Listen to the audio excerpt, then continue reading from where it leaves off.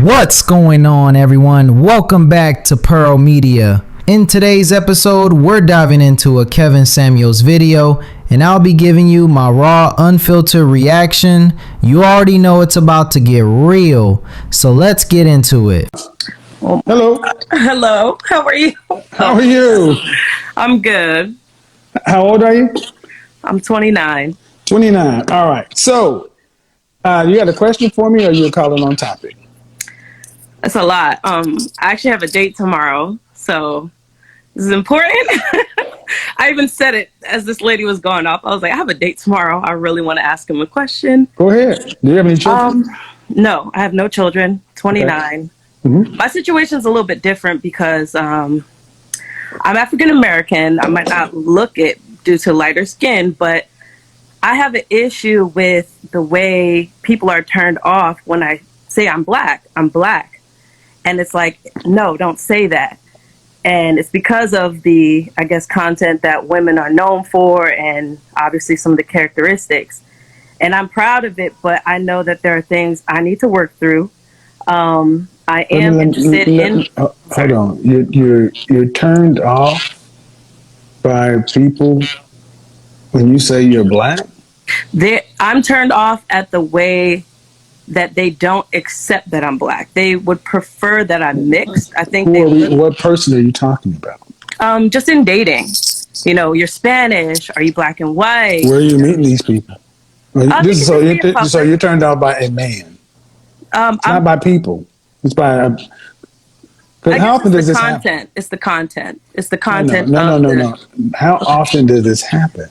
Almost all the time. So when you meet a man, is he a black man? It could be black. He could be Spanish. So when it comes up your race, they're like, no, you're not black. You're something else. Yeah. And you think that people are saying... I don't understand what you're saying. I don't understand why it's an issue. Well, okay. Again, I will go back to what I wanted to say. I was adopted, so I was raised by white people. I saw a different type of lifestyle. I know you talk about homes where black people aren't married. Make it simple. You got to make it simple. What's the issue?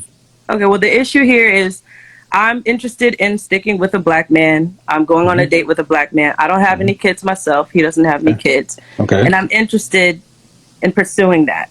I am let down, though, through some of the experiences that I've had with black men. And I ain't got nothing to do with him. Go ahead. It has nothing to do with him. Okay. I'm interested in still pursuing a black man and, of course, having a family. Okay. But if you come into new situations judging people based upon stuff they didn't do, what makes you any different? That's true. I mean, the very thing you're saying people do, people have made judgments based upon other stuff. Self-sabotaging. How'd you meet this person? I met this person online. All right. And you've never gone out with them? No, this will be our first date. So I got to ask, okay, why are you putting so much pressure or importance on a first date with somebody you've never met? Well, no, I guess I'm saying I'm worried. I'm interested in getting married. Like, I don't have any kids. Also, I guess the number one thing is But you can't put this much pressure on a first date.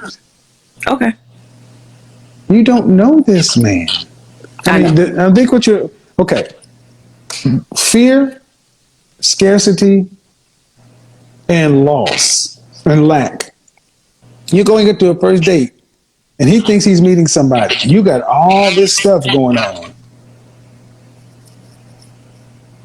So he could say something, and because you're on extra brittle, you interpret it the wrong way. Okay. Why? Has your dating experience been negative? I would say negative just because they didn't work out, but not negative in the full sense that they weren't something I didn't learn from, What do you mean they didn't work out? meaning that I didn't get to stay with the people I invested the time in. How much time are we talking about? First relationship was one that came out of high school, but was for years, so probably close to almost 8 years. Okay, so you're 29, you were in an 8-year relationship. I was probably only like 15, 16 when I started dating this person. But you were 29 and you were in an 8-year relationship. You were with him until, what's going on with the volume over Can you hear me? there? Yeah. So I'm getting all kind of red flags. Okay. Like, it's just too much pressure. I mean, you were in an 8-year relationship out of high school. Okay, but it was over at how, 23, 24? Yeah. All right, and what's the longest, have you had a relationship since then? Yes, I have. I've had two since then. How long? The first one, the one after that was probably only about a good 2 years. And then 2 the following. years. Why didn't y'all get married? That was a little more stressful just because my mom had passed away. And 2 years. yes, And then how long was your next relationship? 3 years. Okay, so now I get it. You don't know how to date. Okay. You're an attacher. You attach. And that now it makes sense. You're already Attach trying or to make, detach? Did you say attach or you detach? attach. You're already trying to make this person you ever gone out with be the one. Have you ever had any therapy? No, I'm interested. Yeah, you should do that before you go on a date. Okay. Because it's not normal to attach that heavily to somebody. You had an 8-year, a 2-year, and a 3-year. So by my math, that's 13 years. Okay. And you're meeting somebody online, which is fine, but Yeah. meeting somebody online should just be getting to know that person. I think you meet the baseline qualifications. I want to see if you're attractive enough, if there's any chemistry. Okay. But you're going into this with all this stuff bubbling in your head. Well, I You've definitely only don't been in want to. you've been in relationships for 16 years. Doesn't make any sense. Well, the whole purpose for me, anytime that I do date, is that I want a family. Like, I don't. I get it, but okay, I get what you say you want. Okay. But then you go back to your relationships. You've had 2 relationships, one of 2 years, one of 3 years, and you didn't marry either one of those men. Why not? We took our time. We got to. There's no taking your time. You aren't dating with intention. See, this bullshit of taking our time, you wasted time. Well, How long does it take to know whether or not you should marry somebody? Well, that's the thing. I can feel sure about somebody. How long does it take? How long in general do you think it should take? For me to decide? I'm saying I think I could probably decide maybe in a couple months, maybe close to like 6 to 8 months, maybe. So why are you why are you doing 2 and 3 year situations? Well, like I was gonna say, we would date, then eventually we would move in. There's no moving in. We don't shack. Well, that's that. I guess that was the way my life was going. I wasn't able to live with family the entire time. When my mom passed, I had to find my own place to stay. This sounds, ma'am. Okay, I'm gonna stop this right here. Okay. Ma'am, I'm very unhealthy attachments and codependence. Okay. Look, dating should be fun. Shouldn't look like you're looking right now. Like, oh my God, and if you're with somebody for 2 years, if the man doesn't want to marry you, and you don't want to marry him, you end it. But you can't do that if you're living with somebody and depending upon their income. Okay. I understand what you say by depending on the income, but the way that situation went, I wasn't depending on their income.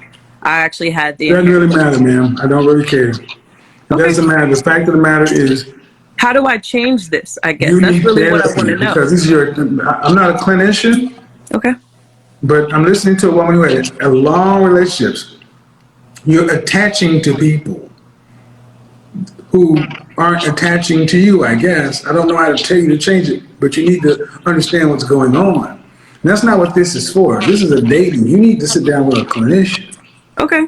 Because it's not normal to 8-year, 2-year, 3-year, and you moved in with both people. And now you're on the dating scene. I don't think you need to be dating. Because the way you came in here talking about it, you're going to make him the next person you live with. Again, I think... I guess why you say you want to be married and all this other stuff. I don't care. Okay. You're not healthy enough up here to be doing all this. How Getting so? getting married does what? It does not change who we are. Okay, so can I ask you a question? Man, I'm trying not to go too deep into this because they're changing the energy of this show. You should book a session if you want something else. But man, all I hear about is what you want. Getting married doesn't change who you are. Okay. Making babies with somebody doesn't change who you are. It only makes it more serious. Oh, I know. You need to know who you are and get whatever's going on in your head at least understood before you get out here in the market and confuse it with somebody else and children. Okay. Thank you. You're welcome.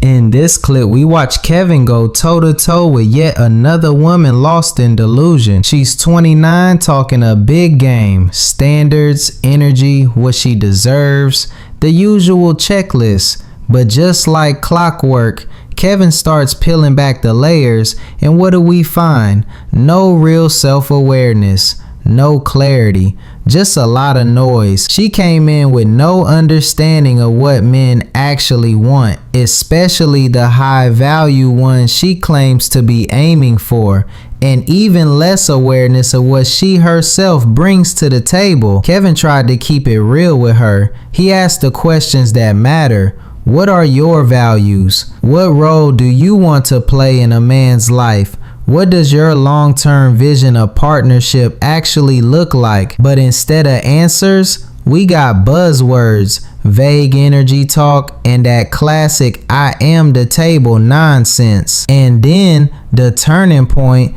Kevin hits her with one of the coldest but most honest lines of the whole conversation.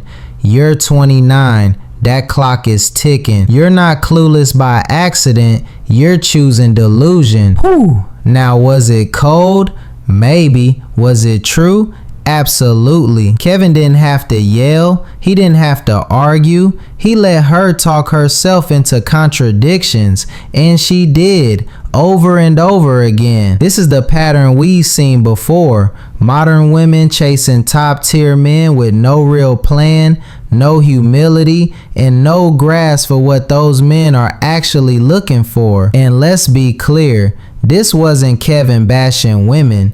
This was Kevin holding up a mirror. You can't demand top shelf outcomes while living in emotional denial. Relationships take more than confidence and buzzwords. They take self-awareness, accountability, and a willingness to understand the other side.